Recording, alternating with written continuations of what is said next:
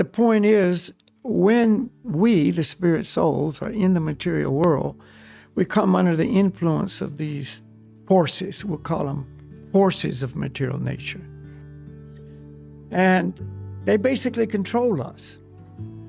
And although we don't even know about it, and we think, oh, I decided to do this, or I want to do that, our desires and our feelings towards something, etc., we think that's my doing. Really, it's just the influence of the modes of nature that are producing that.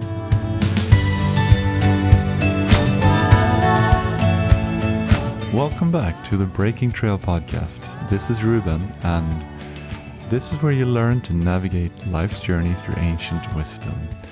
Today, you've tuned in to part 2 of the 3 psychological influences that shape our lives. We're going to dive into discussion today about more how these 3 modes affect us and what we can do about it to perhaps transcend those and become free.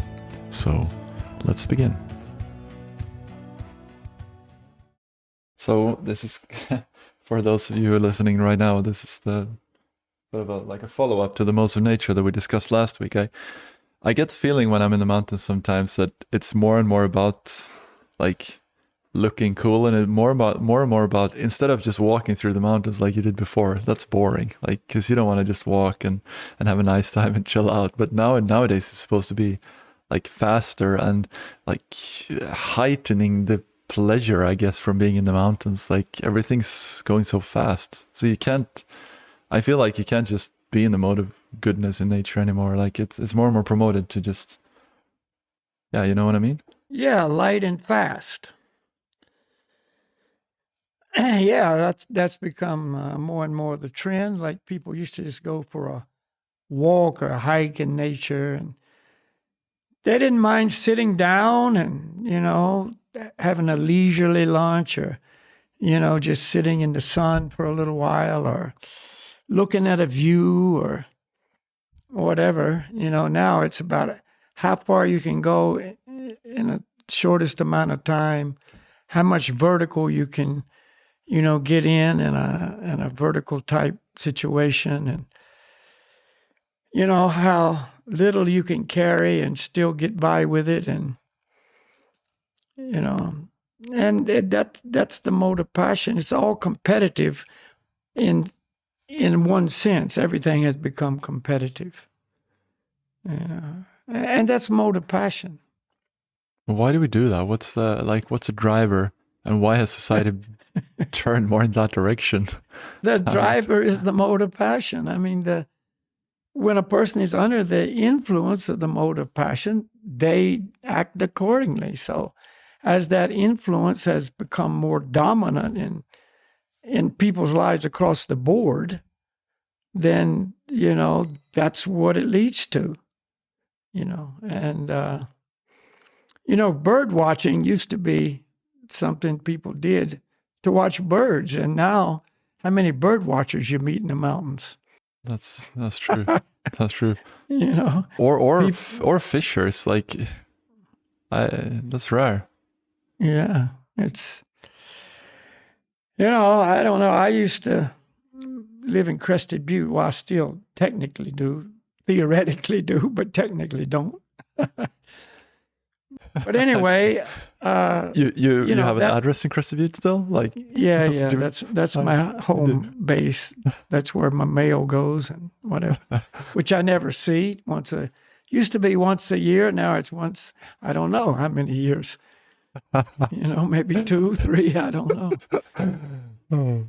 But anyway, the point is, everybody there's an athlete, but more on this mode of passion page.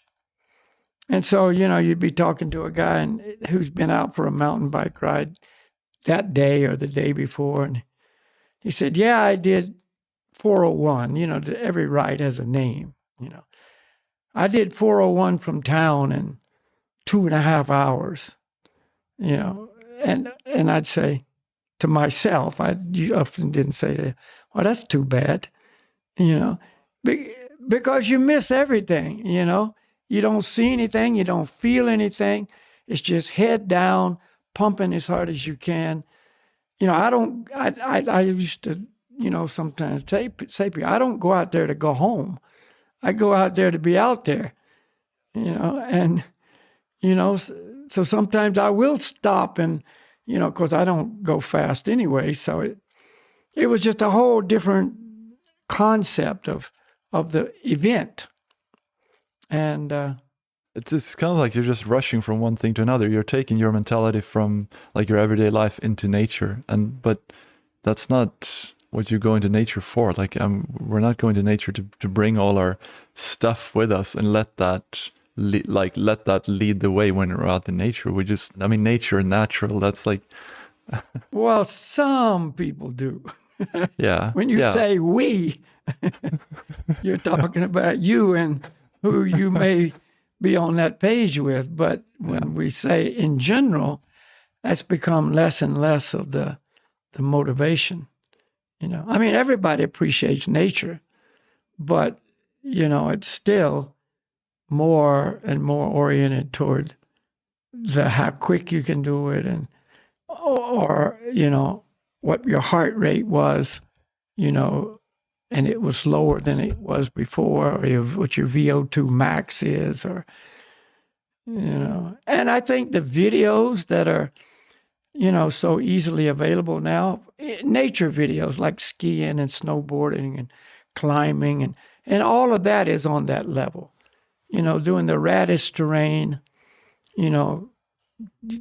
extreme everything. And to find a guy who goes out there just to go doesn't sell videos. Who's going to watch that?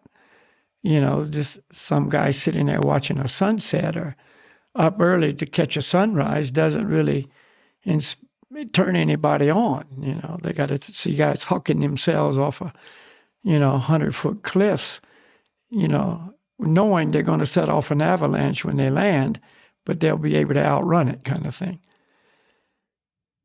I remember reading from a photographer and a producer of these videos, and he said it's now the audience demands such extreme things that it's really difficult to even put out a video that will be watched by a lot of people, because you've got to go so far. Yeah, you got to go far out on the edge.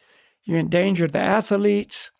You endanger the photographers, and on it goes. And he said, and where is it going to end? And of course, more and more people are dying than before. It's a lot more because of the extreme. And now, the everyday guy looks at that and he says, I can do that too, And so they try to do what the professionals are doing, but they're not on that level, and then they get in trouble, and then, here comes search and rescue, or maybe not, So anyway, yeah, it's fueled by many things. The motive passion is present in so many different areas. All the videos, just the mentality that people have more and more. And what we watch and what we see and what we associate with and what we hear actually determines what mode of nature controls us.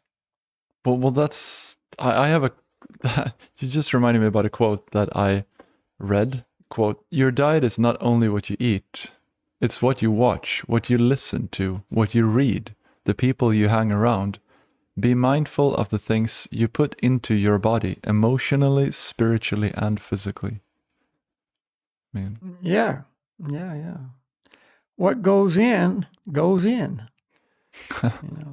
Regardless whichever of the senses are. Yeah, which one brings it in. And that's what, the teaching in the Vedic scriptures is. I was just today looking at something about the different things that influence which mode of nature is dominant in your life. And it quotes some things like religious scriptures, water, one's association with one's children or with people in general, the particular place, the time, activities, birth, meditation, chanting of mantras, and purificatory rituals, these vary in quality so that by their association, the modes of nature become variously prominent. And, in general, when we speak about the modes of nature, we don't talk about religious scriptures. We don't talk about mantras. We don't talk about purificatory rituals. We kind of lump that all in the mode of goodness or charity, for instance, and things like that. That's all, usually presented as or categorized as a mode of goodness. And then the other activities, like we were talking about the sports or... Yeah, but that's why I was surprised because you said water. I was like, yeah, nature, that must be mode of goodness. Yeah. Well, we're going to talk about those things. Wow. Yeah, because everything is in one of the three modes, everything. And so it talks about that in Bhagavad Gita, actually, different charities and different happiness. And, everything is basically in one or more of those modes. Sometimes it's a combination of the modes, as we talked about last week. The material world is basically composed of three modes of material nature, and they're goodness, passion, and ignorance. And these different modes exert different influences on an individual. And it's a psychological influence. But the psychological influence influences the rest of our thinking and our willing, our bodies, etc., etc. And so the point is, when we, the spirit souls, are in the material world, we come under the influence of these forces. We'll call them forces of material nature. And they basically control us.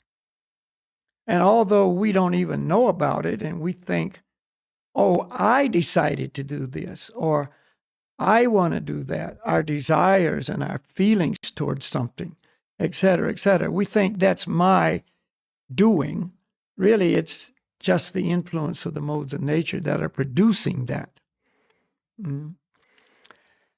And so the idea, if a person wants to better their life, and everybody should want to better their life, is to be under the influence of the mode of goodness. That's the best influence of the three material influences.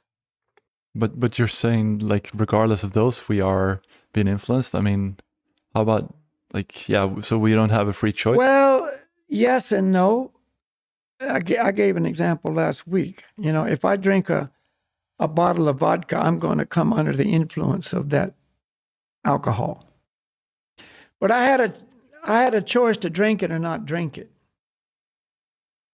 So I had a choice originally not to come into the material world, but I didn't take that choice. So therefore, when I come into the material world, I automatically come under this influence.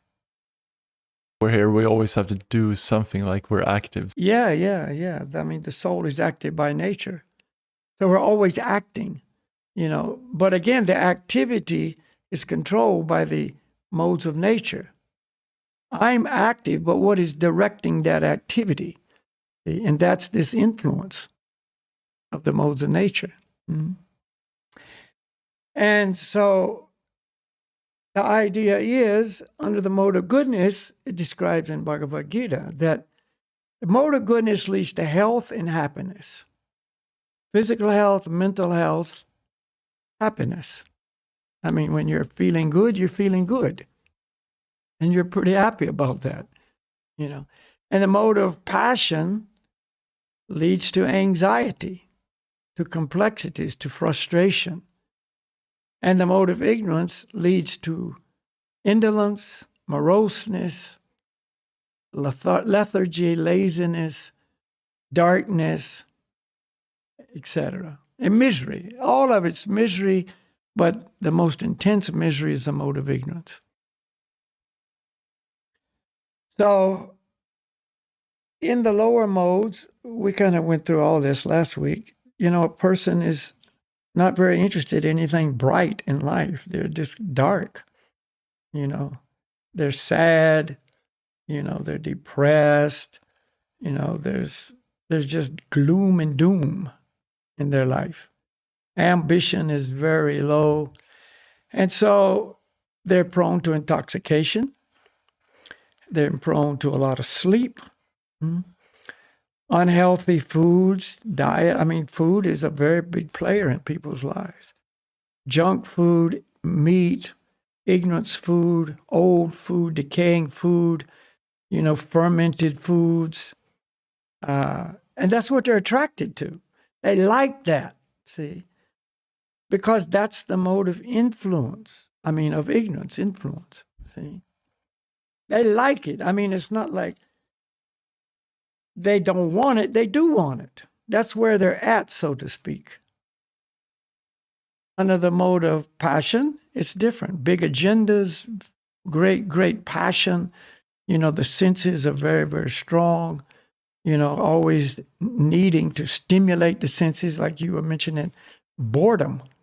If the senses aren't just fully stimulated, we're bored. What is there to do? This is boring.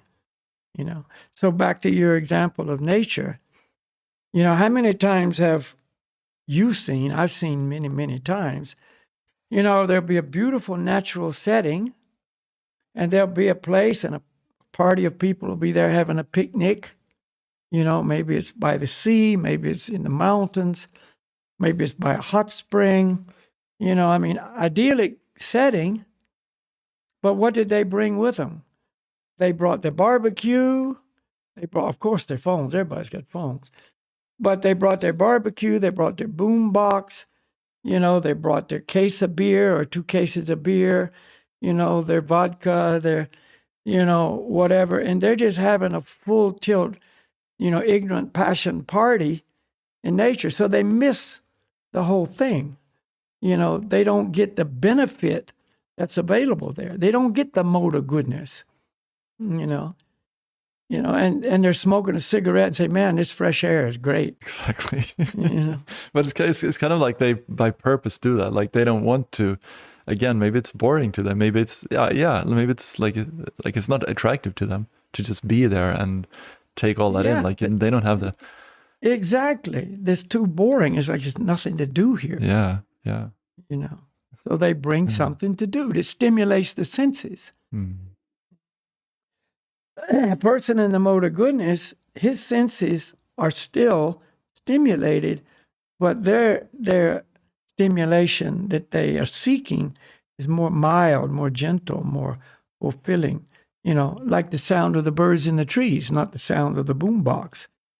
Their eyes want to see, the beautiful views or the sunrise. They don't want to see the, all the extreme things that they could do.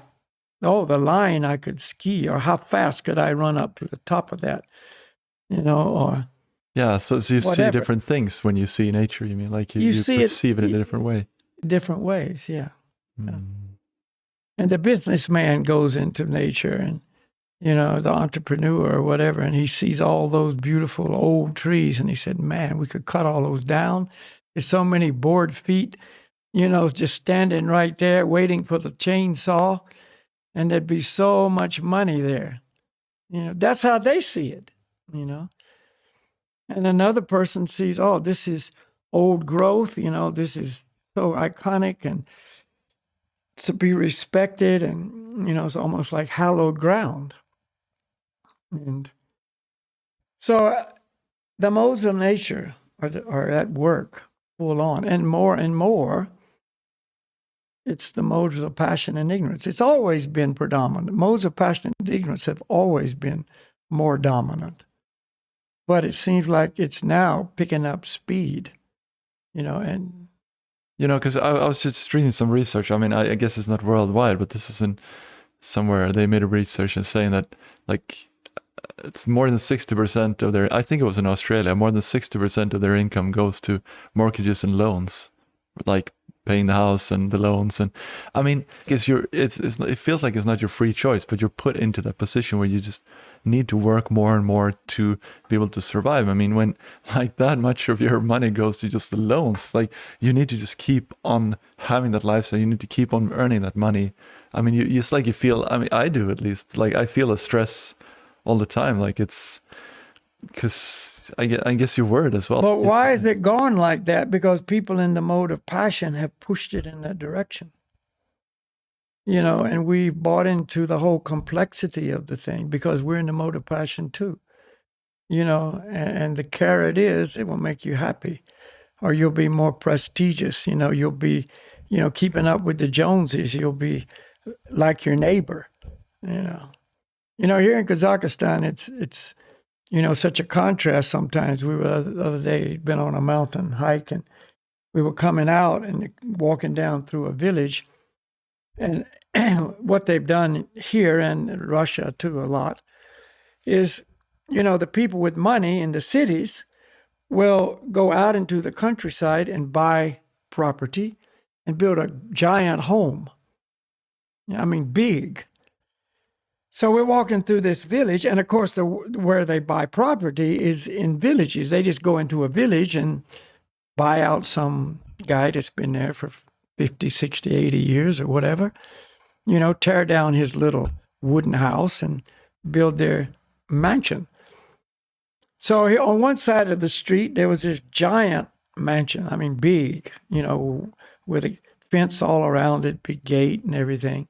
On the other side, there's this old falling down wooden shack with the guy had some cows and, chickens running around in the yard. You could smell the animals and et cetera. He's like living 50, 80, 100 years ago.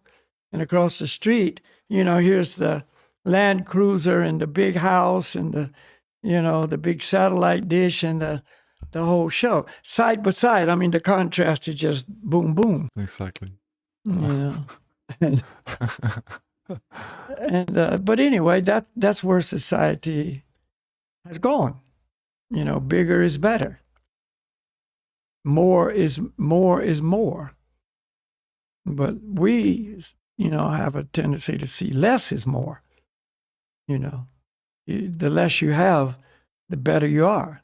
In the Vedic society, the sannyasi, who was in the renounced order of life, and he'd evolved through different levels of development to come to that point, is the person who had basically renounced the world, for a spiritual purpose. He was now focusing entirely on his spiritual growth and kind of just abandon all the material pursuits. And in the Vedic society, this was the most respected position. But in modern society, that is like a kook. And it's the opposite. Case. Yeah. He doesn't get it, Yeah. Have a credit card? Nope. Got a car? Nope. Who are you? You're nobody. But anyway, it's a person has to begin by hearing the truth and then kind of with some intelligence, hopefully hearing that, goodness ultimately is the best choice. So let's look at, because if it is the best choice, which it is, and a person wants to achieve it, then we have to know how to do that. In other words, we have, as humans, intelligence to make choices. But we can't make the right choice if we don't have the right information. We need knowledge. So we're always, encouraging people to accept this Vedic knowledge because this is coming from the Supreme Lord. This is not just man figured it out somewhere or came up with some, opinion. I mean, this is absolute proven fact. And so what does it say here? To bring person to the mode of goodness. Religious scriptures, this is interesting. Because, most people don't know anything about scriptures at all. but different scriptures, because that's not trendy either. Scriptures are like, we don't need that stuff. And we barely know what that is. Like, yeah, religious books. Maybe people can relate to books. It's called scriptures because when it was written down, it was done by the scribe of all scribes, Srila Vyasadeva, and then other scribes, people, the writers. They wrote this eternal knowledge down. That's why it's called scriptures. It's in script. But anyway, there's different scriptures for people under the influence of the different modes of nature. See? And the scriptures are guidelines to help a person advance from lower modes to higher modes, and then ultimately out of the influence of the modes of nature entirely, which is called pure goodness. So if people are in the mode of ignorance, they need information that's relevant to them. What can you do? You're in the mode of ignorance. This is what you can do in your consciousness that you have now. To take a step forward, sort of thing. To take a step forward. Right. Yeah, to purify your existence. So there's scriptures for those people. And then there's scriptures for people in the mode of passion. See? Okay, this is the information that you need to help you take your passionate way of life and apply these teachings to move forward. And then there's scriptures for people in the mode of goodness. The person in the mode of ignorance can't even understand the scriptures in the mode of goodness. And usually the same for the people in the mode of passion. They just can't understand the information that's in the mode of goodness. It's like mathematics. You need to learn the first grade math before you start hearing about calculus. Calculus doesn't mean anything. How could you ever even relate to calculus if you don't know addition and subtraction, multiplication and division? So you've got to gain some knowledge and then some more knowledge. And then at one point, you're ready for all the higher mathematics. So there's different mathematical books for people in different levels of development. So there's different scriptures for people in different levels of development. So for people in the mode of ignorance, they're kind of prone to worship, ghosts and spirits, the shaman fad, we'll call it. That's not a nice way to describe it. It's almost like critical.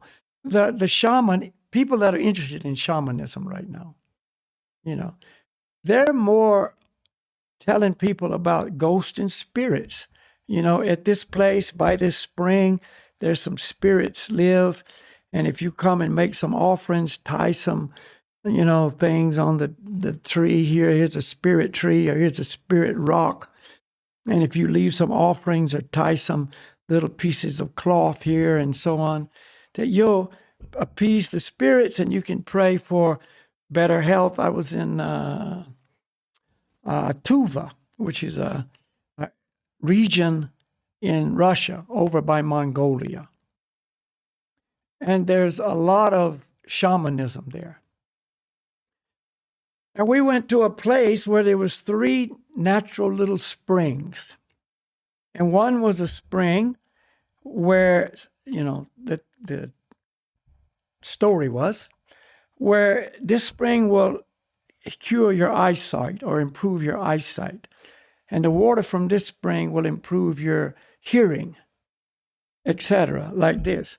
And there was a couple of little trees there that were just full of these little cloths tied on and all kind of little trinkets and offerings, by the spring. So first, you got to make an offering, and then you take the water, and if it's for eyes, you put it on your eyes.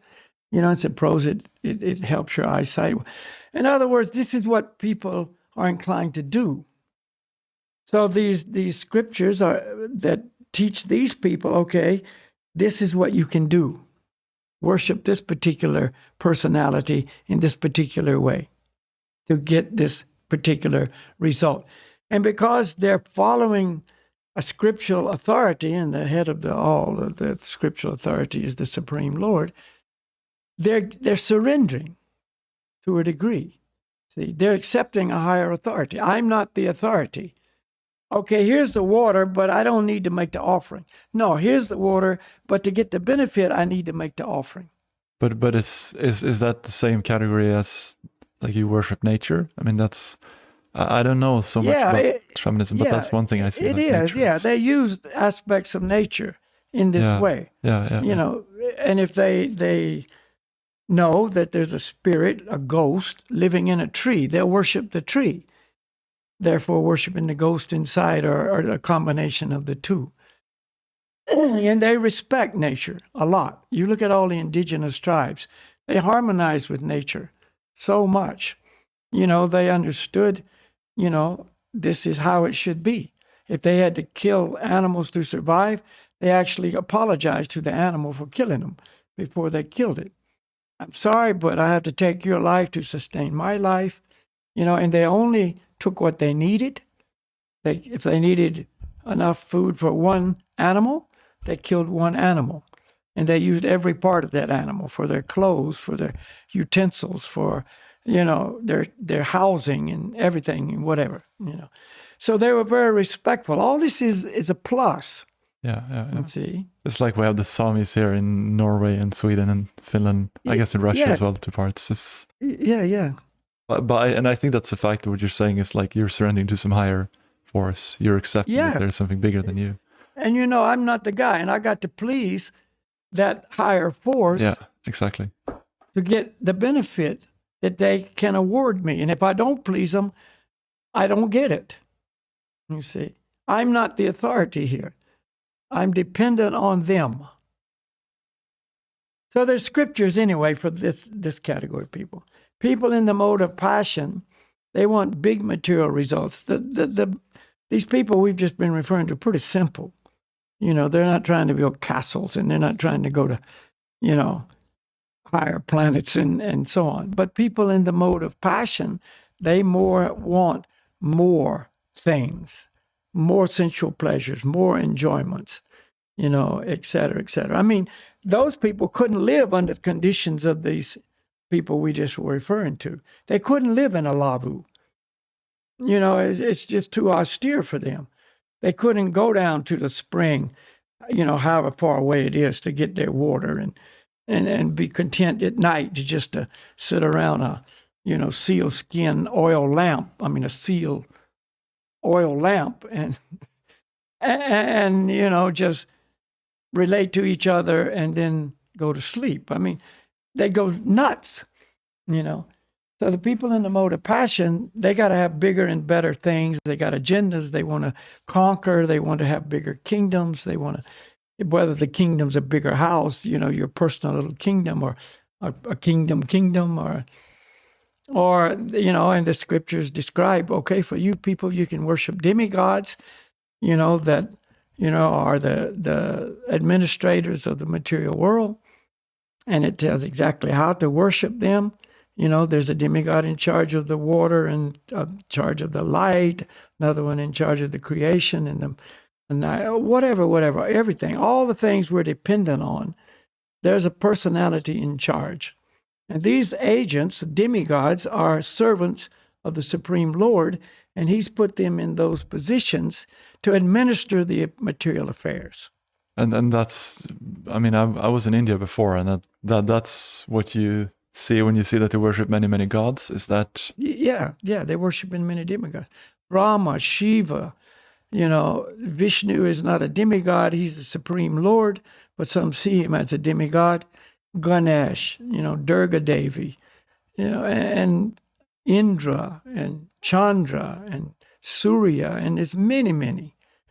And so if you want to get this result, then you worship this demigod. If you want to get this result, you worship this demigod, you know. And the Vedas tell how exactly to do that. Offer this at this time, in this way. These are the mantras. This is how you should do it. And again, you got to accept a higher authority. But it's still for a material result, you see. So it's for people in that position. That's what they want, a better material situation, but much better than the survival mentality that the other ones have, just be kind, be peaceful, and, respectful and so on. This is more like, I want a lot. I want this. Intense. So that purifies them by doing that. So they have their certain mantras for those results. And the scriptures that describe this, and the religious rituals and practices that they're, guided in doing.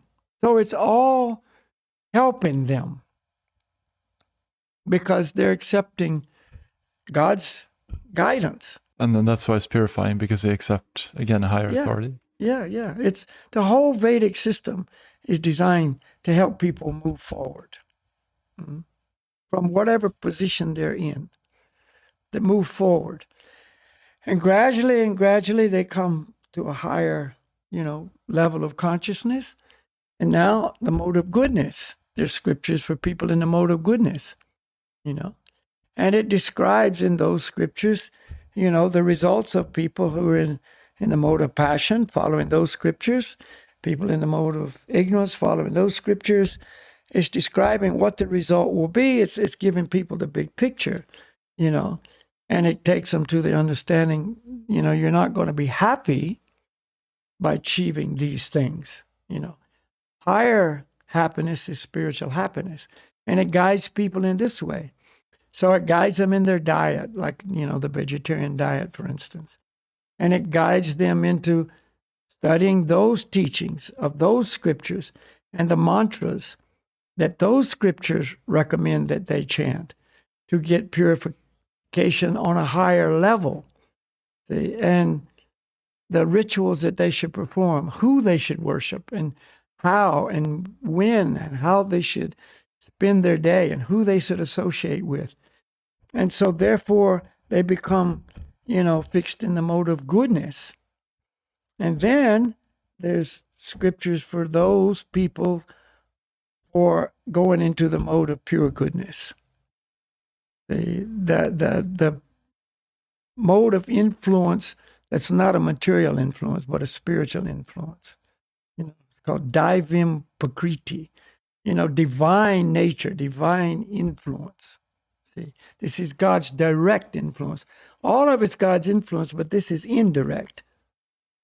Goodness, passion, and ignorance. But this Divim Prakriti, or influence of pure goodness, is directly from the Lord. It's pure spiritual influence to take one completely out of the influence of the modes of nature. And this is the Mahatma. This is the great soul. Now he's on a level of purity, and so he's set, and his focus of worship is the Supreme Lord. He's one-pointed in his worship of the Supreme Lord. And his desire is to please the Supreme Lord. And he's not trying to get ahead in any aspect of material life. See? So the mode of goodness, as good as it is still binding, because we can become easily attached to the peace and the quiet and the harmony with nature. And, it's still about me, Like, even, I'm enjoying this and this, and I'm... Yeah, it's enjoyment in a different way, you see. It's enjoying in a mode of goodness. And yeah, it's peaceful, it brings health, it brings happiness, but it doesn't bring freedom from the wheel of birth and death. So you still are on the wheel of birth and death. Even if you go to higher planets and live in one of these heavenly, planets for unlimited amount of years, you see, that's temporary too. And you still have to come back down to this planet. And there's still birth, there's still disease, there's still old age, there's still death, you see. So the scriptures that are in pure goodness are teaching this truth. From the highest planet to the lowest planet, all are places of misery, of repeated birth and death. You see, so that's the Lord speaking directly in Bhagavad Gita. But so yeah, maybe I'm jumping forward here, but is so I think, at least for me personally, I don't like. I feel that I'm probably more influenced by the modes of ignorance and passion, like honestly. And so how does such a person go forward? Like should such a person read other scriptures or follow some system to gradually be elevated? Is that the idea? Or could you? Well, yeah, in other words, let's go about it in systematic order here. Religious scriptures. Okay, I know you personally, so you don't need to read the lower scriptures. You don't need to do that because you've already done that, either in this life or a previous life. Somehow you've been through that. Those who haven't, they haven't. But those who have, they should go to the mode of goodness scriptures. That takes them to that level. And water, this is interesting. The mode of goodness is called sattvic. Sattvic means pure. So sattvic foods, sattvic activities, sattvic water, pure water, has a pure influence. That's mode of goodness. But if the water is contaminated, with like wine is water that's contaminated with fermented, fruit. Okay, so that's for people in the mode of ignorance, and that will have its influence. See? So therefore, one should drink as much pure water as possible. You see, or pure water that's got pure things in it, like tea. Certain plants that give off certain good qualities for the body. Different teas, different herbs do different things. See, but the caffeine drinks and all that, the coffees and the black teas, and of course now the energy drinks and so on, that's water that's going to fire up the mode of passion. See? So stay away from that. If you're trying to go to the mode of goodness, that's not going to help you. That's in the way of that. See? So that's why, we have to make that choice. What am I going to drink? Yeah. And so like these things that you're saying now is like those. I mean, that's like gradually answering the question that I had, I guess, because this is all things that are taking you from that stage of being under the influence of ignorance and passion into more mode of goodness. Like yes. Okay. I mean, we got to have a plan. We got to have a formula. We can't just think our way into it. Oh, tomorrow I'm going to be in the mode of goodness. It's just like if you've got a serious flu and you think, oh, tomorrow I'm going to be well. Or you got to go through the steps, to get well. So we've got a serious illness here, and it's called, the material disease of, that we have under whichever level of severity it is. So another important consideration is one's association with people, because if I associate with people in the mode of passion, that's going to influence me in a passionate way. If I associate with people in the mode of ignorance, that's definitely going to have a mode of ignorance influence on me. See? But if I associate with people in the mode of goodness, that's going to have an influence on me. So I have to choose my association. Mm-hmm. And it depends on how serious a person is. Some people just can't, oh, but I really like these people. I can't, not just be a part of their life, or they're a part of my life. You gotta make some sacrifices. What do you want? If you want things to stay as they are, then don't change anything. But if you want things to change, you got to change things. But you can also gradually do that, can't you? I mean, you can gradually introduce the association with such people that you'd like to, then. It's all gradual. It's all gradual. Mm.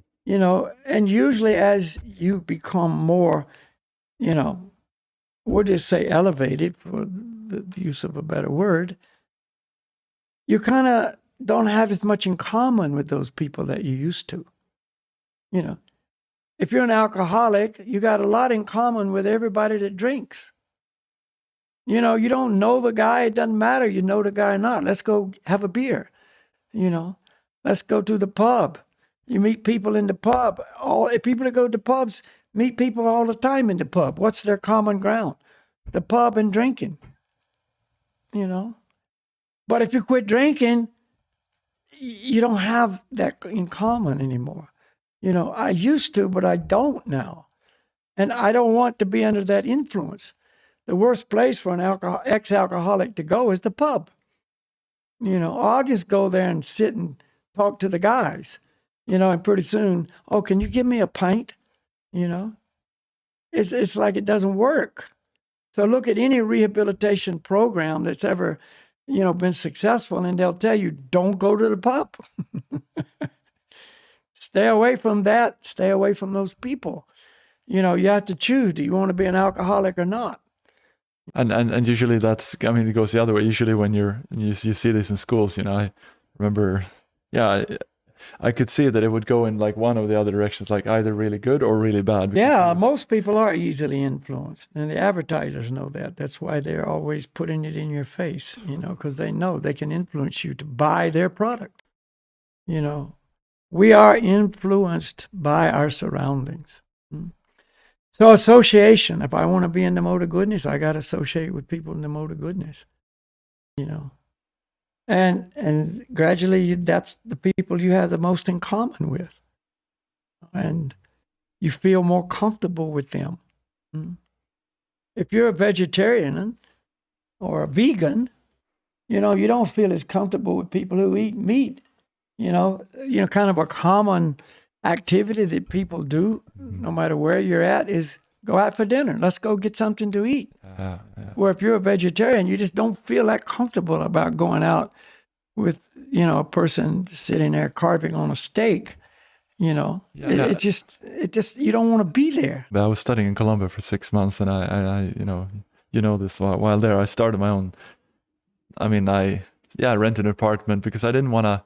I just wanted to live with other people who were also vegetarian, basically. So I started my own collective, you know, apartment there. And it's not about, what I want to say is that it's not about like feeling better than someone. It's just that I don't feel comfortable around those people. So I choose which people I want to hang around. It's not like I feel that I'm better than anyone who makes a different choice.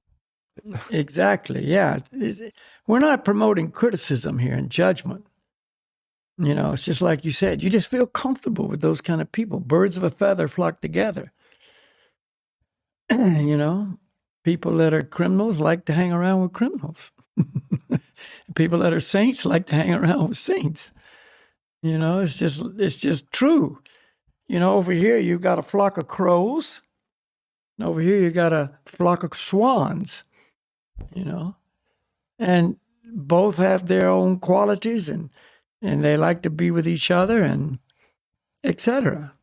You know, a friend of mine wrote a song, you know, and when he wrote it, he was feeling pretty, you know, like I'm so impure, and all these other people are much more pure than I am. He said, I feel like a crow among the swans. You know, that was the theme of his song. Here I am, a crow among the swans. You know, but anyway, the point is association, very important. You know, and it can be gradual, and you're not mean to anybody, and you're not say, get out of my life, I don't want you, I don't like you. You know, you just, I mean, we've all changed association many times over. You know, when I started surfing, I started hanging around with people that surfed. You know, I had a lot to talk about with them, and person who didn't surf, they couldn't even talk to me because they couldn't relate to what I was so enthusiastic about the waves today and my new board, and you know, what's it going to be like tomorrow morning, you know, and these people couldn't even relate. So I had nothing in common with those guys, you know, so, but people that surfed, you know, we could just talk for hours on the subject. You know, I went here, I did that. Yeah, it was like this and like that. Did you see this new board that came out? And, you know, it's just normal. It's normal. It's nothing here that we're speaking about that's not normal. See, but what we're saying, if you want the best normal situation, move toward the mode of goodness. Through another point was the association, a particular place. You see, so we've already discussed, a lot about nature being in the mode of goodness. Okay, you go to nature, you're in the middle of the mode of goodness. Whether you appreciate it, whether you get the most of that or not, you're still there. It's there. If you go to the city, that's the mode of passion. Cities are in the mode of passion. And anybody that can't feel the difference between nature and the city, is numb. I mean, you have to feel it, And I remember several times I used to work in Arizona at an outdoor market. And, I'd travel back to LA because I was based in LA at the time. And I'd be driving through the desert of Arizona, and it's quiet, it's peaceful. Deserts are pretty special places. People think they're hostile and they're, I don't want to go to the desert, but a desert has some very nice qualities. It's so quiet, it's so peaceful. And, there's a lot of people that live in the desert. I mean, like other living entities. The plants are there. Yeah, they got thorns to protect themselves, but, they're beautiful, and the little lizards and the horny toads and whatever. But anyway, I was driving back through the desert, quiet, peaceful, no towns, maybe one little town you drive through and go on. But then you're coming toward Los Angeles, and 100 miles or 150 miles before you get to Los Angeles, you start feeling it.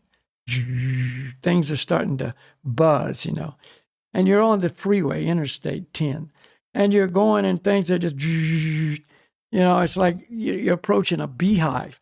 And all of a sudden, the traffic picks up. There's more cars around you.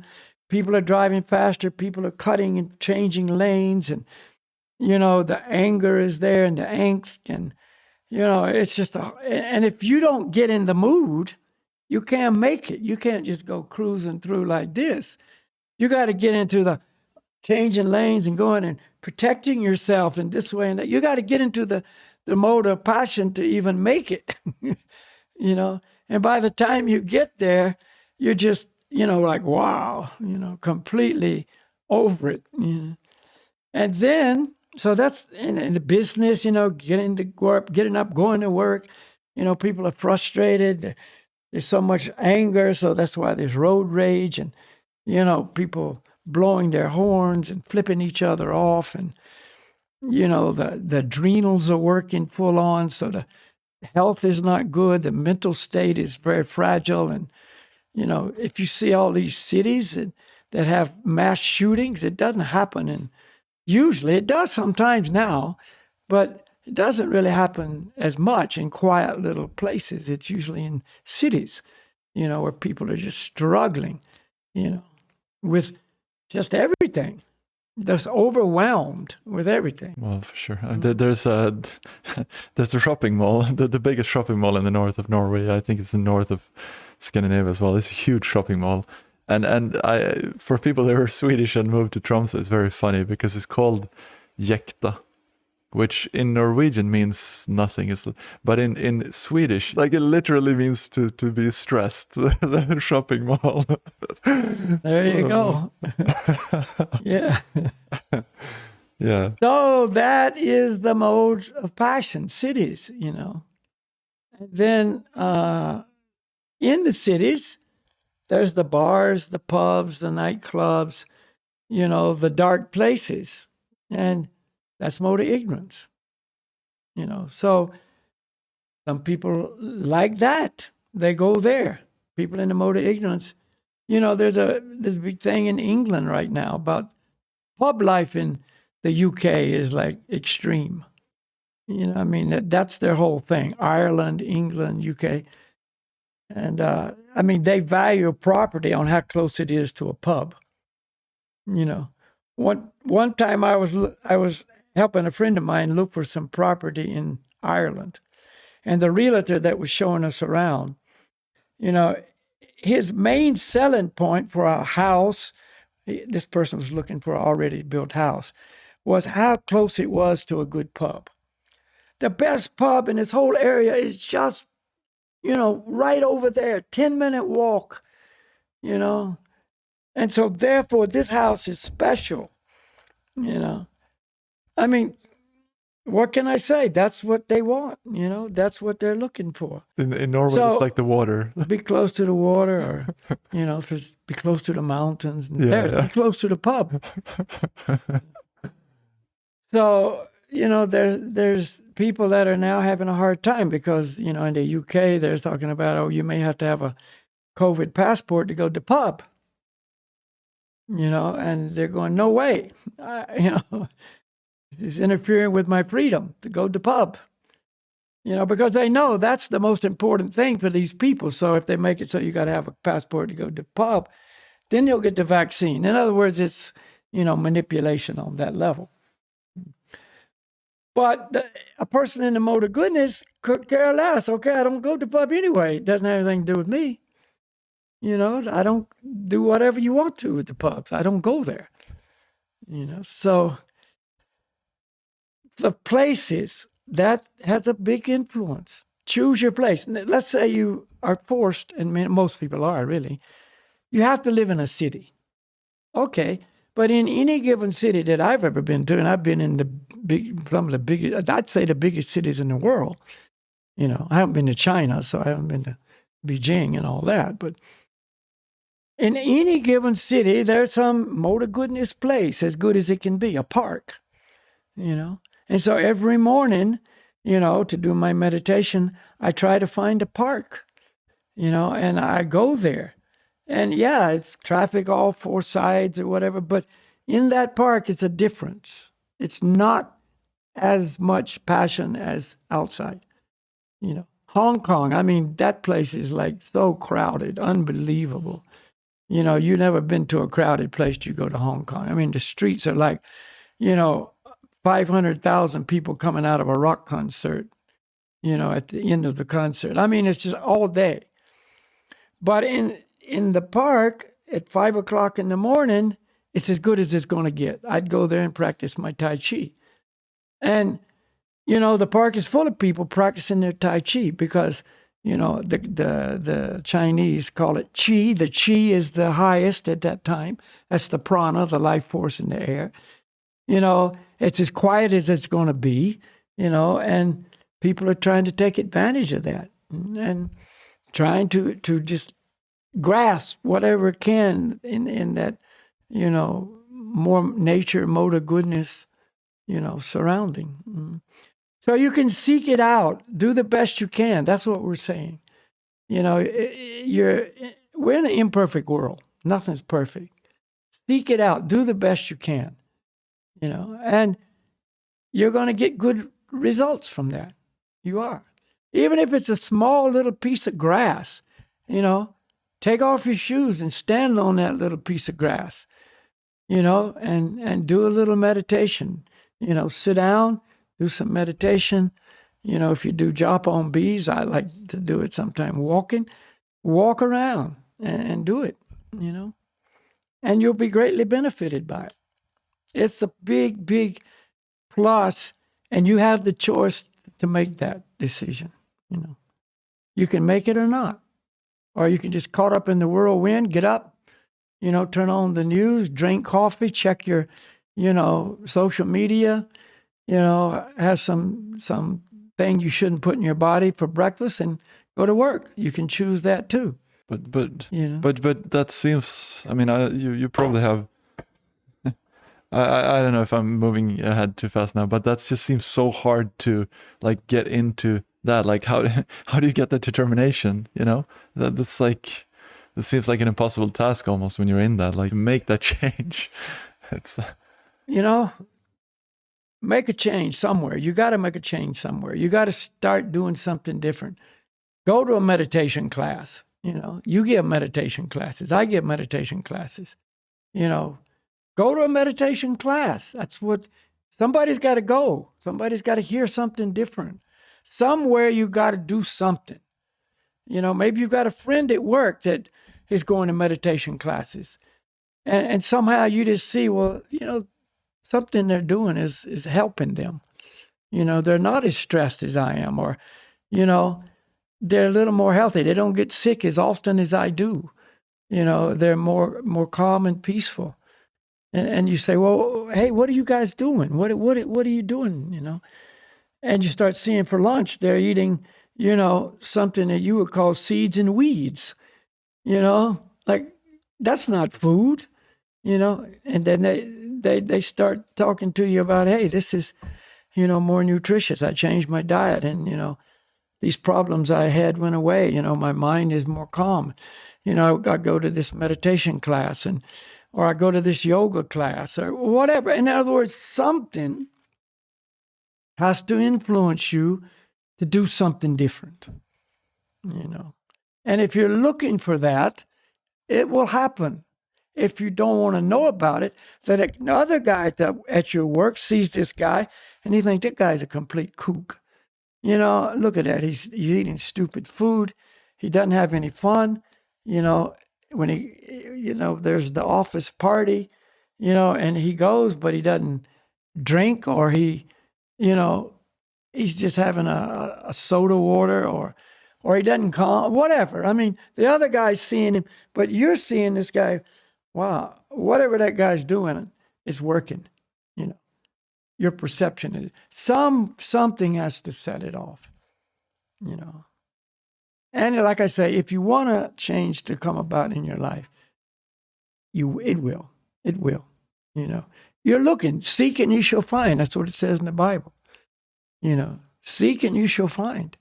You may not know where to seek, but it'll be arranged that, like I say, something will bump into you. I remember when I was leaning toward vegetarianism, but I wasn't vegetarian yet. I'd cut out red meat and so on, but, I was still eating some fish and whatever. And then, a friend of mine, brother, lived in California. We were living in Hawaii.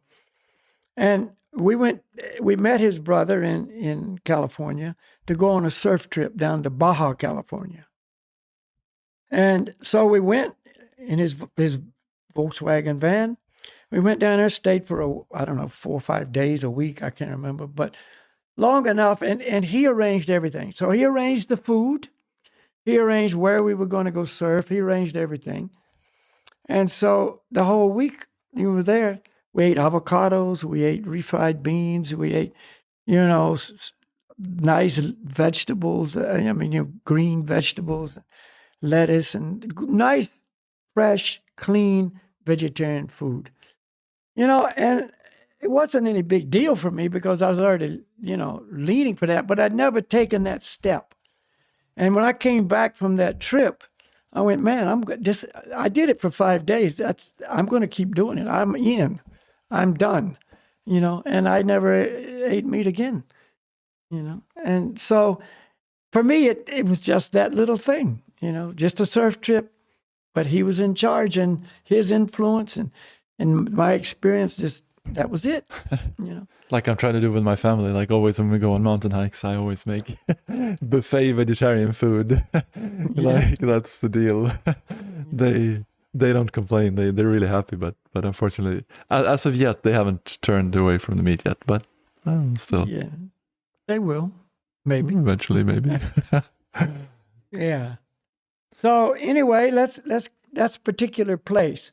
So nature, goodness, cities, passion, and the pubs and the restaurants and the bars and the blah blah blah mode of ignorance. Mm-hmm. So you choose. What do you want? You say, well, I like that. Well, okay, what can we say? All right, so the time of day. This is an interesting point. Everybody has 24 hours a day.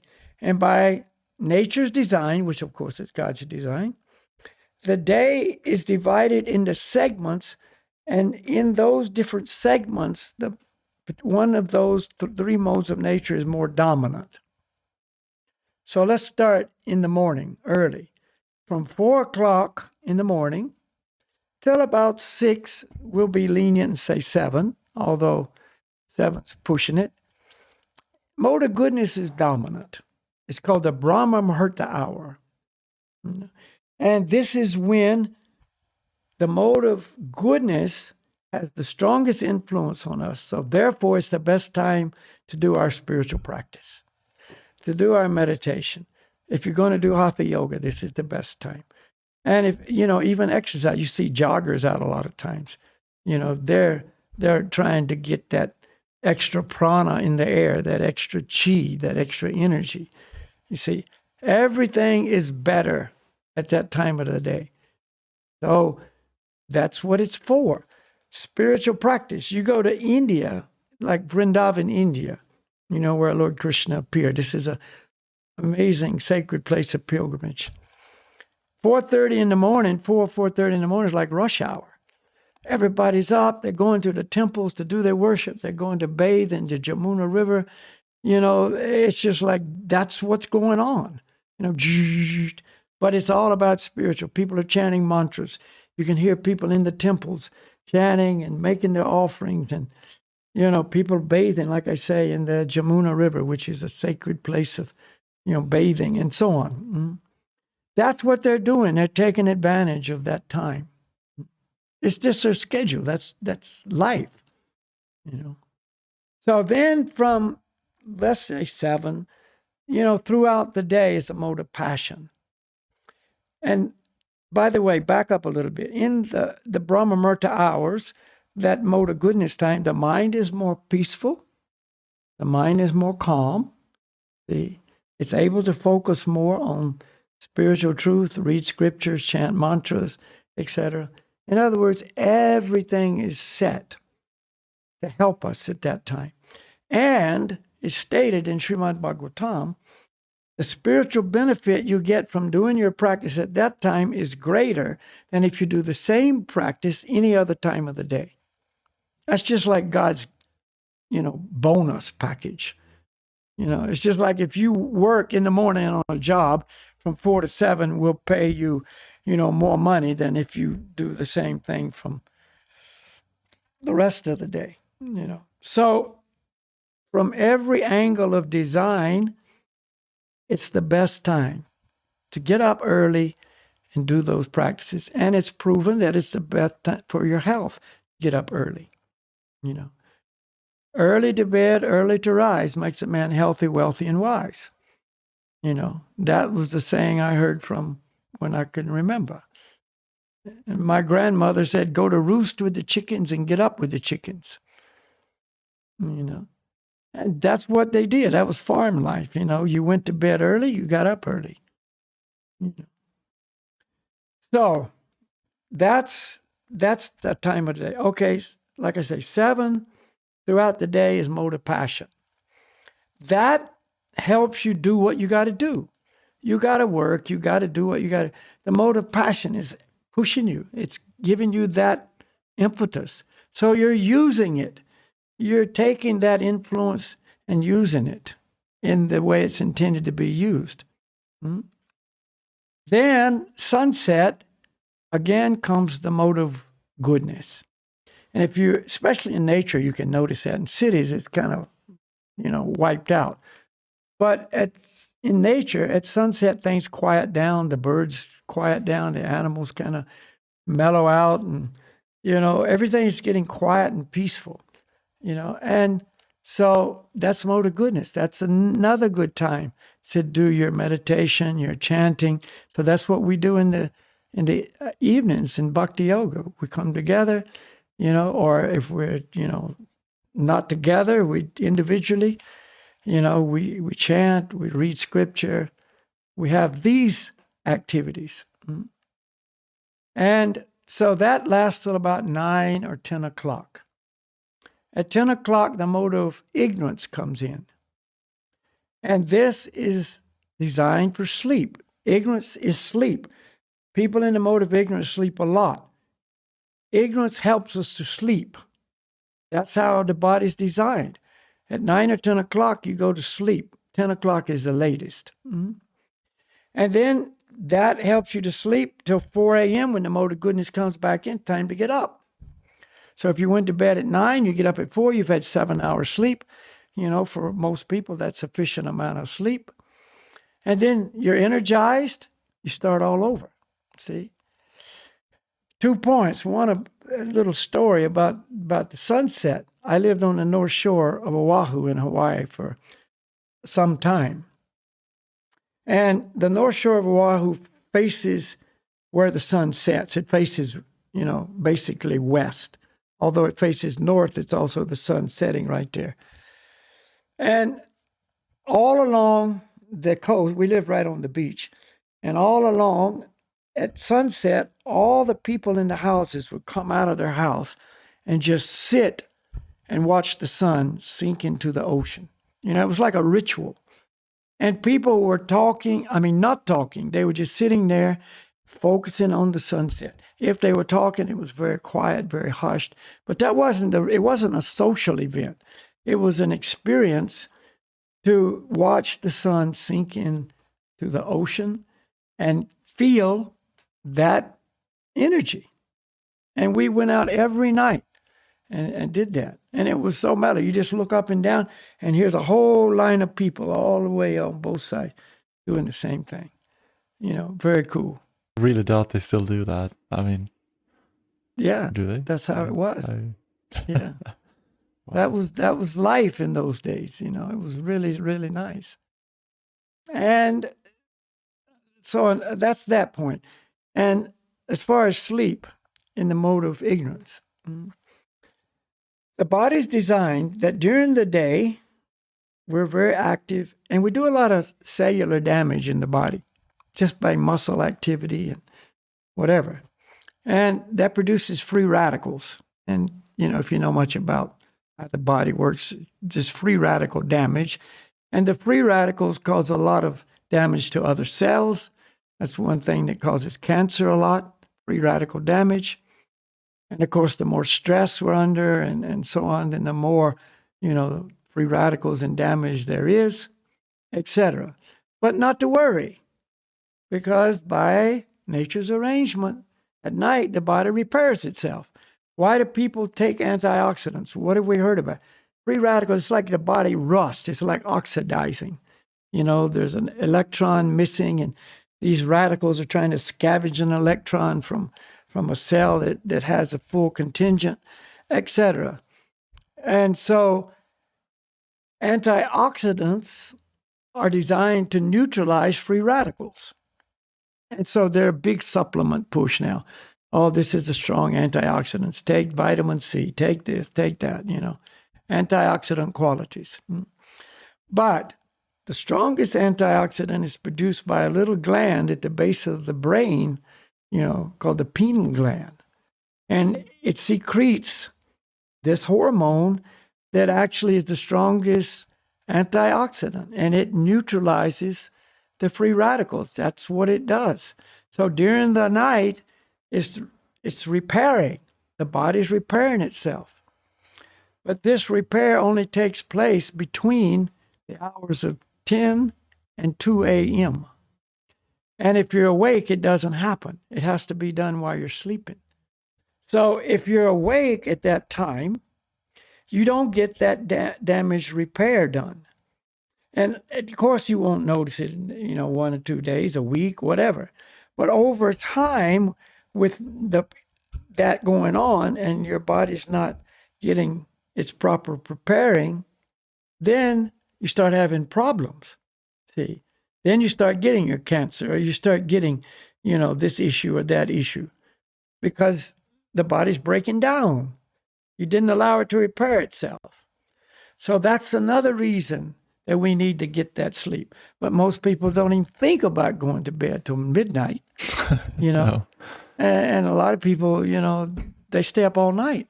But they say, well, I'm a night person. Well, exactly what it's going to say. What about that? Well, that's just, somebody's creation that says, well, they developed a habit. Look at babies. Well, they cry all night. But you look, at general, people, used to go to bed early. I mean, it was just normal. When I grew up, like I said, it was normal. But we've created, then came the television and the late show and the late night show. And, people like to stay up and watch Motor Passion, and they don't get to sleep. They go to bed late and they miss that. And, now we've got a lifestyle built around that. So people are addicted to late nights. I'm a night person. Well, change that, gradually change it, and become a day person and go to sleep at night. We got to do something. We can't just fall back on the excuse, this is the way I am. If you do, you stay the way you are. So we're not getting anywhere. The point of this thing is we're trying to get somewhere. We have a goal to reach. What if a person's trying to, summit a big peak in the mountains, but, 2 kilometers in, he said, I'm tired, I quit, I'm just that kind of person. I'm a quitter. And, I'm just out of shape. And, all right, but you'll never reach the goal. And if that was a goal that was, something that would really benefit you, you wouldn't get that benefit. Everybody can fall back on that's just the way I am. That's easy. But it's not easy because you don't get anywhere. So your physical issues, your mental issues, your agitation issues, your anxiety issues, your relationship issues, all these things, which are far less than perfect in most cases, stay the same. You don't solve any problems, and just trying to pop a bunch of pills to solve the problem, which is most people's solution. I'll keep my diet, I'll keep my routine, and I'll just take more medications. And all the time they're coming out with new pharmaceuticals, that are stronger than the last ones to solve the problem. It got worse.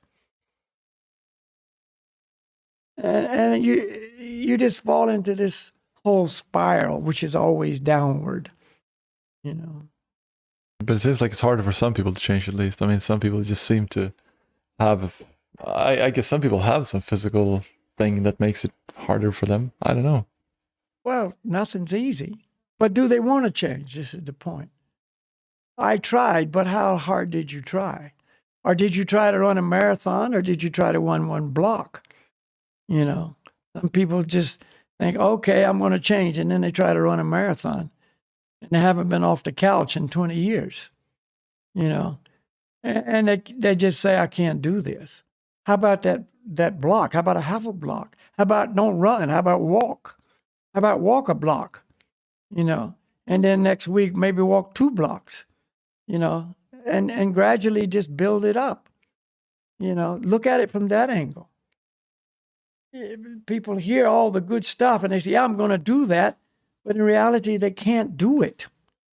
And then they get disappointed and they think I'm a loser and I got no willpower and I'm too weak. And, it's just too hard for me. I just go back to where I was, No, we're not saying that. We're saying do what you can do. If you can get out and do a little bit, get out and do a little bit. If you can make a little change, make a little change. But try to understand that the time of day and how we use it is very important. You see, the activities. There's more to goodness activities. We've already kind of talked about that. The walk in nature and so on, and then the same thing can be turned into another whole dimension of activity. We talked about that in the beginning, or, whatever activity I am, we don't have time to go into all kinds of details on every aspect, but competition sports are in a mode of passion, for instance, And so you can see that people in the mode of passion are more inclined to do that. They like team sports, the competition. And other people in the mode of goodness, they never were maybe attracted to team sports. They like more individual sports, like taking the walk or taking the run or, going cross-country skiing or, not on the race team, but just go for a ski, or go for a swim, but not on the swim team. And those kind of things. So, you know, I'm not saying competition sports are bad, but for certain people, they're really bad because, you know, like I know a person who really likes to play soccer, and he's very good at playing soccer. But he shouldn't play soccer at all because he winds up every time getting angry, getting frustrated, yelling at people. You know, it just turns into a whole war every time. And people don't even many times want to play with him because, you know, it just turns a fun thing into not a fun thing. You know, so I told him, you shouldn't even play. You know, if you can't control it, if you can't just go out and play the game, whether you win or lose, or this guy made the wrong move and you're the coach and you're telling him, well, why'd you do that? Chastise. That's not even good for you. You shouldn't do that. Well, because it's a reason to, like, from doing what is good for you and what you like to do. Like, I've always been into sports in my whole life, like competitive sports, all kinds of sports. I started playing ice hockey when I was probably 5 or 6, I think, you know.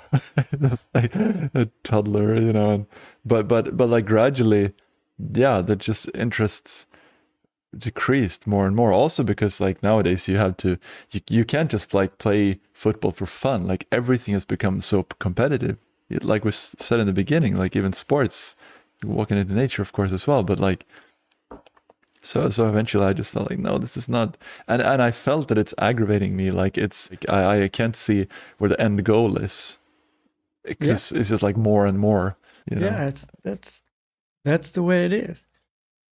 But some people are going to stay there. They're addicted to that. They like that. That's their choice, you know. So, but gradually you changed. I mean, you didn't change all in one night. You know, it just changed. So your taste changes as your consciousness changes. You know, what used to taste so sweet starts to taste bitter.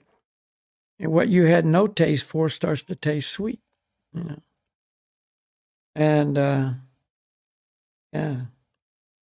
And meditation, there's different meditations for different results, you know. And you know, what do you want? You know, the meditations we teach are to bring people to the mode of goodness and pure goodness. I mean, and specifically pure goodness. These mantras that we chant, you know, they are to bring a person to the mode of pure goodness, you know.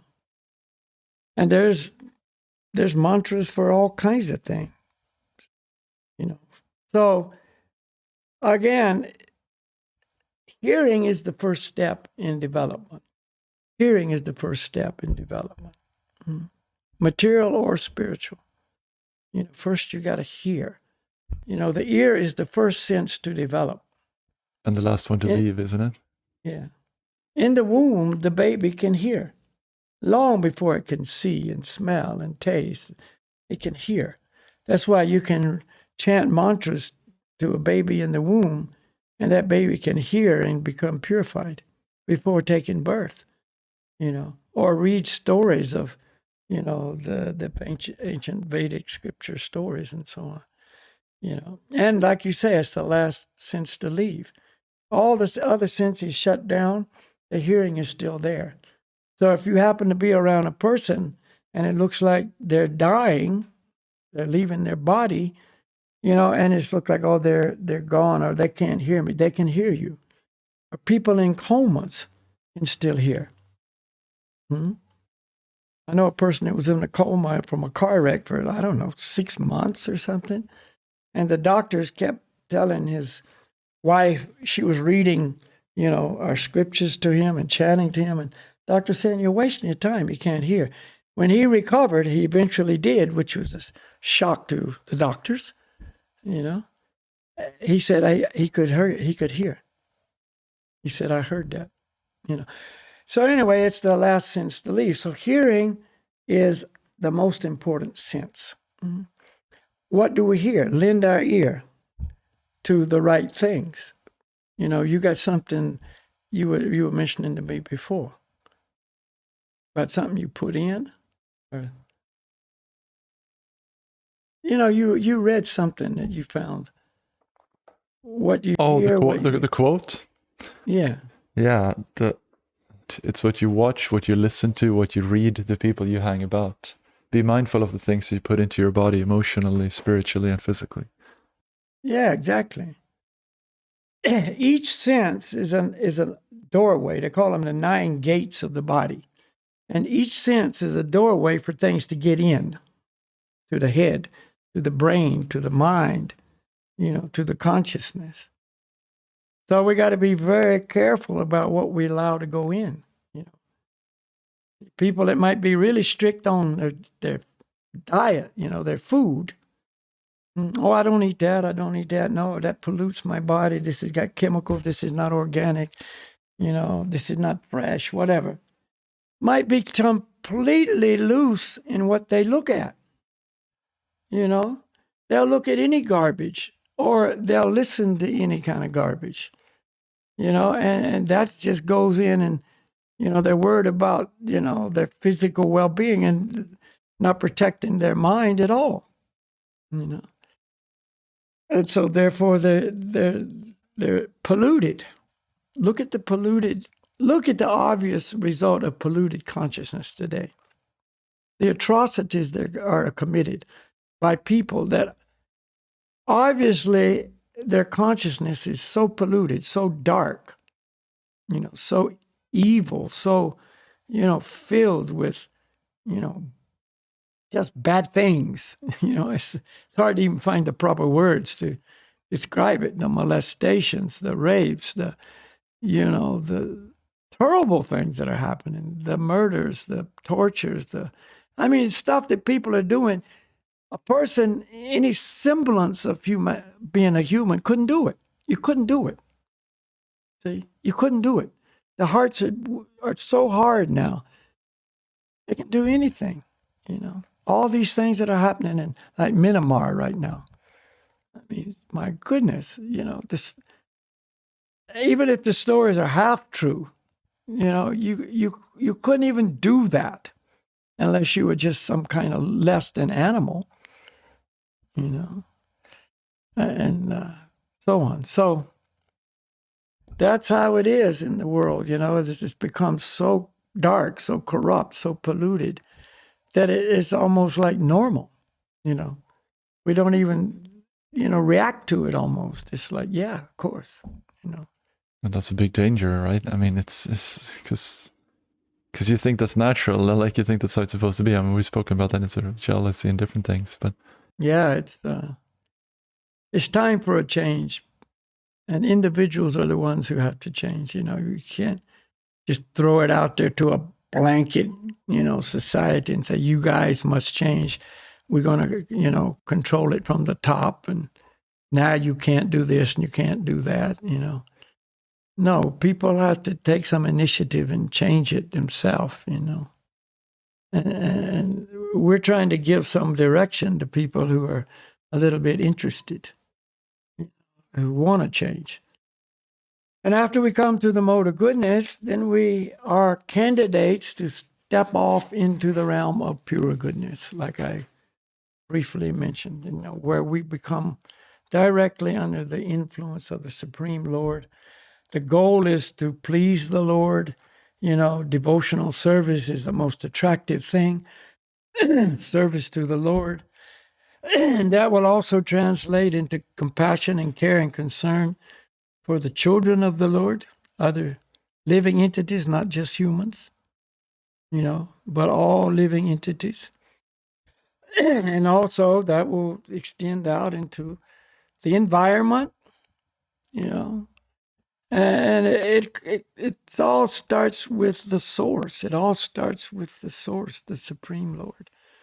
If you're trying to please him, then you want to incorporate how you treat others and how you treat his property and how you treat, his creation and everything. And things get better for that individual. And as one individual gets better, he will have the ability to influence other people so they can become better. Who can influence other people is, spiritual network marketing. I see. Yeah. But this is the best product. It's called real love. Wow. Mhm. And freedom. And This just freedom. came up, because we started this talk speaking about how we're just trapped by these influences. I mean, that doesn't ring well. Like, I don't like that thought. I don't think that's attractive to anyone, like being controlled by some external force. Like, we want to be free. That's natural to us. Yeah, real freedom. Mhm. Yeah. But remember, the external energy, personified is Maya Devi, or the illusory energy, is expert at making it so those who are the least free think they're the most free.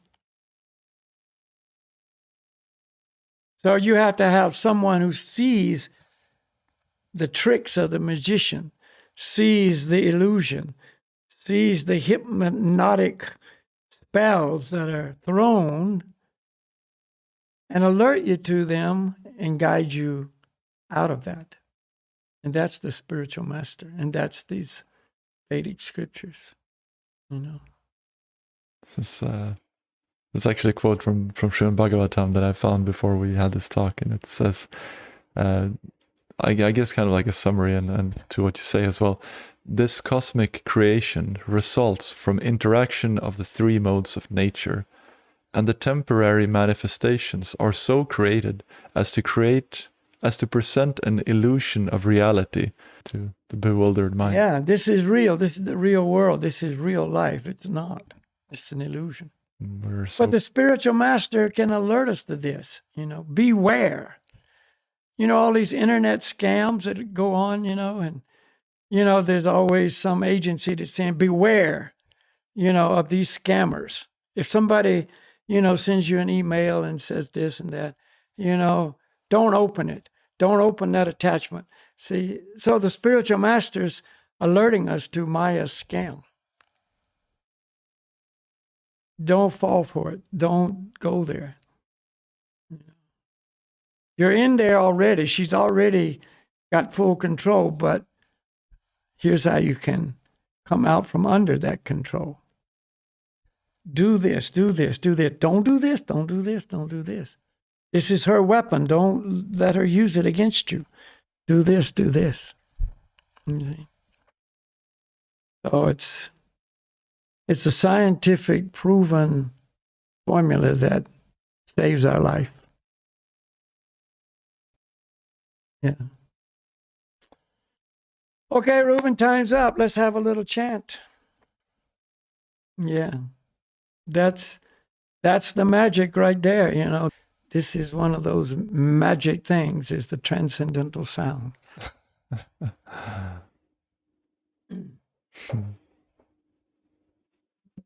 Yeah, now I have a lot of ideas for the talk next week. Great. Yeah. Okay, as always, we keep the mantra simple. Just go Ranga Haribo. Go Ranga.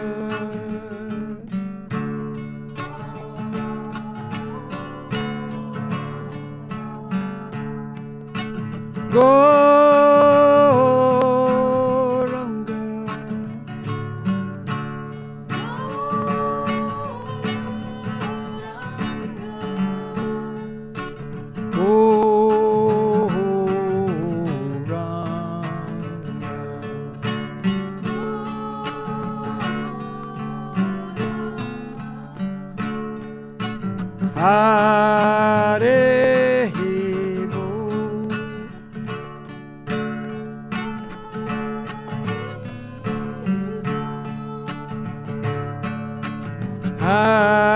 Hare Bo.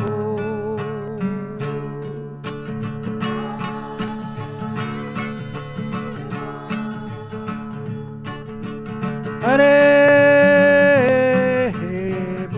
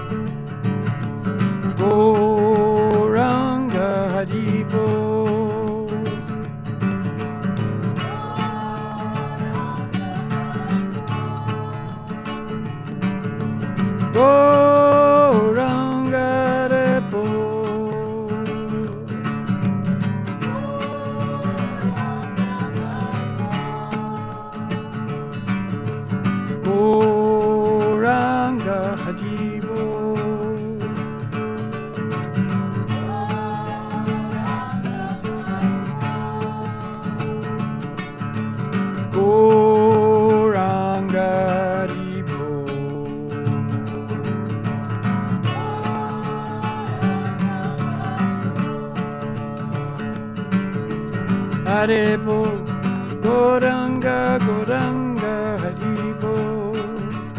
Haribo, Goranga, Goranga, Haribo. Hey.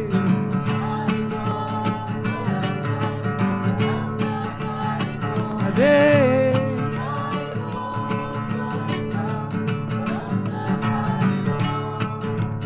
Haribo, Goranga, Goranga, Haribo. Haribo, Goranga, Goranga, Haribo.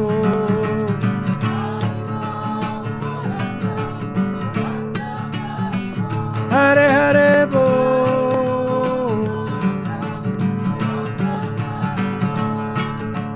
Haribo, Goranga, Goranga, Haribo. Haribo, Goranga, Goranga, Haribo.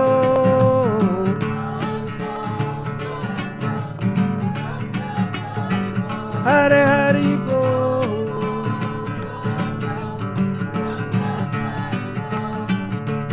Haribo, Goranga, Goranga, Haribo. Haribo, Goranga, Goranga, Haribo.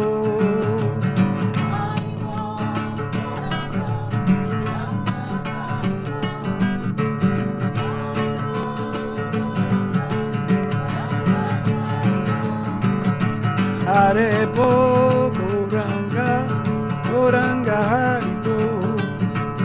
Haribo, Goranga, Goranga, Haribo. Hey, hey.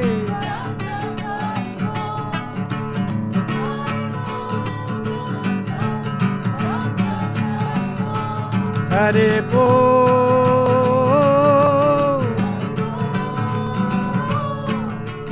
Goranga, Haribo. Haribo.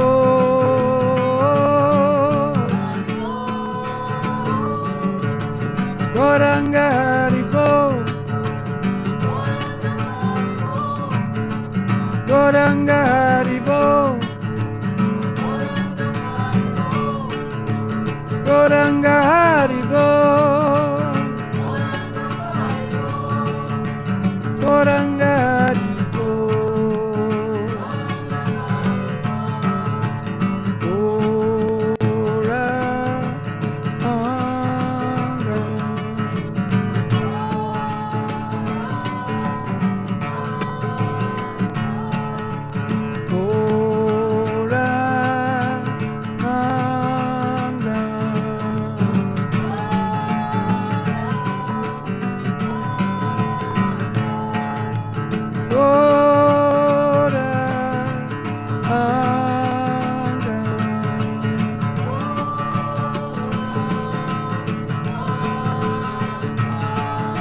Haribo,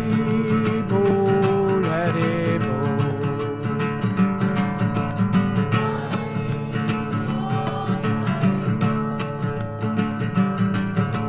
Haribo, Haribo.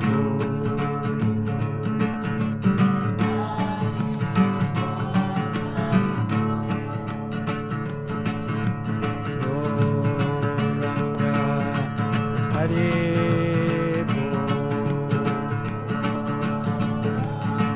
Haribo. Goranga, Haribo.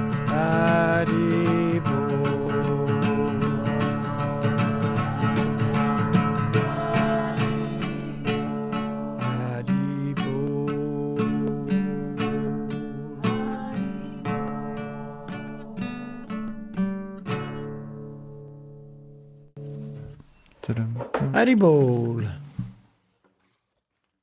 Haribol. Do you know that you can take one ear off while I keel like this, and then you can actually hear the people in the room better if you think that your earphones are too tight? Yes, I thank you. I will do that next time. Yes. Or maybe I'll wear my other ones. Your Jagannath ones, yeah. Yeah. I like those. They're still the best. Yeah. All right, Ruben, it's been great. Thank you so much. Thank you. Yeah. Yeah. We can talk more about whatever you want to talk about next week. Yeah, we might get into this topic of the mind and how to see the mind and how to control the mind, how to redirect the mind, which is our thoughts, our consciousness, and how to. Yeah, that's very important. Okay, so Haribo to everybody there. Yeah. Thank you, and thank you, Slava, so much. Very, very grateful for your help, everyone there. And we'll see you next week. Or we'll see you before probably, but yeah. Here next week on the podcast. Yeah. Back next week. All right. Namaste. Namaste. That's it for today. So thank you very, very much for being here with us today. And we hope this has made sense to you. And as usual, if not, then please write to us so we can respond to your questions. Now, if you'd like to contribute to the project and help other people get access to this podcast as well, do check out our Patreon page, and the link is available in our link tree. More than that, we have a Facebook page where you can take part and ask questions and other community. And yeah, we just hope to see you soon again. So have a nice day, and remember, stay true to yourself and dare to break trail.